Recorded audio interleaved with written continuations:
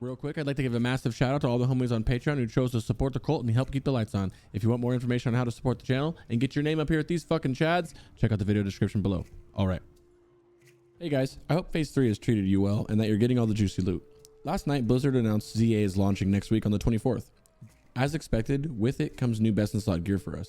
While we don't get too many and they're not the biggest upgrades, they're still worth getting. And most importantly, with the ease of the difficulty in the raid and it being a 10-man raid, you should have absolutely no issues snatching up these pieces, along with the new Amani Bear. There are also some major changes on the AoE side of things with the AoE best in slot. However, that'll be done in a separate video since a lot of changes happened to the AoE gearing. Before we begin, I want to shout out to Gigabrains over at the Warlock Discord, the one-stop shop for anything Warlock related. The link is in the description. Go check it out. Also, I stream 6 days a week over on Twitch at twitch.tv/CrixVibes, where I'll be vibing. Currently raiding on a Warlock, Priest, Fury, Hunter, and next up Prop Paladin, and then maybe a Mage. Fuck mages. We also play other games and fucking vibes, so just come check it out. So, like I stated earlier, not much changes with our current gearing, if you have all the gearing from Tier 6. Obviously, we don't have full BiS yet. I'm going to touch on a good alternative gear to catch you up if you're missing those big pieces.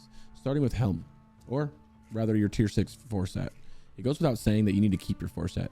Which pieces of your force set you're wearing depends simply on whichever pieces you received in raid, but mainly you have two options. This set, which is the highest simming combo I can find, is wearing your force set with head, shoulders, gloves, and legs, while using Vestments of the Sea Witch as your chest piece.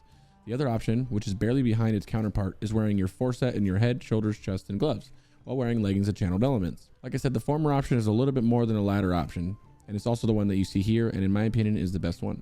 We sat on stream for a while the other day doing sims for I don't know how long, and it's also the highest simming setup we can find. Now, I'm not even running this on my character because I don't have it, so I'll be running channeled elements setup. If you are like me with this setup, then don't worry. The difference is literally unnoticeable. Anyways, carrying on to the neck. We actually get a neck upgrade. Two of them technically. They're both very minor in comparison to the Reliquary of Soul's neck, but you shouldn't have any issues getting either of these necks. In terms of which of these haste necks you want, they're both pretty much equal, with one having 6 more haste while the other one has 7 more spell power. I prefer the stand personally from Loop of Cursed Bones, however, whichever you choose is completely up to you. The next upgrade is a ring, and it's actually a very good haste hit ring. This works out perfectly for me because I swapped out my ROS hit neck. Perfect best in slot is still wearing both the Ring of Ancient Knowledges. However, I don't know about you guys, but I've still not got one of those stupid fucking rings, and I've farmed so much Black Temple, it's insane. Plus, I'm using Zardoom, so I'm naturally lower on hit than if I was to use TOC and Chronicles. So this ring will be BiS for me, I think. Which leads me to the weapons real fast. BiS right now is Zardoom, which pulls slightly ahead of TOC and Chronicle. Now, thankfully for those that don't have either, you do have some solid options out of ZA finally, with the Blade of Twisted Visions and Fetish of the Primal Gods, 2 haste pieces which are actually pretty good. While not as strong as the both best in slot options, they are amazing placeholders and most importantly, very easy to obtain until you can get Zardoom or TOC. Lastly, we have a new trinket. That's right, we get the replace icon of the Silver Crescent finally. It's not a massive upgrade or anything, but still, no more icon, which is fantastic in my opinion. Obviously use this with Skull of Gul'dan. However, if you're like me and you don't have Skull of Gul'dan, well, guess I'll be running those double on use with Hex and Icon, you know, while swapping to the normal Coags or DMF on the fights that I would use those on.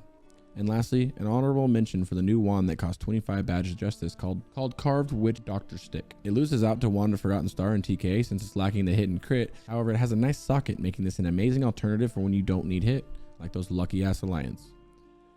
Well guys, that's it for this one. Just a quick one to go over the gear changes coming up with Z8. I know there's not a lot, but at least it's something. I've been spamming videos lately, so just give me a few days to take a break and I'll have an AoE BiS list out for you guys, okay? As always, I stream 6 days a week over on Twitch, man. Where I'm chasing parses and yelling at people really loud, okay? Come check it out, but most importantly, be safe out there, okay, guys? Please like this video, subscribe to the channel if you're not already, and of course, leave a comment if you have any questions or anything I've missed, okay? Much love and good luck in ZA, homies. Peace.